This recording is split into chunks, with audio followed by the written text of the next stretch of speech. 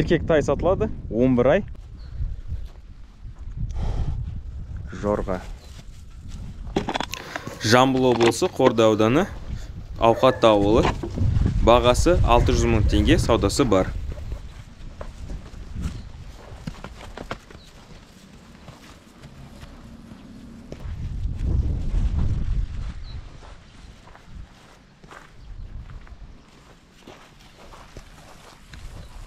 Менің фонымда бұл кішкентай оқылатын шығар.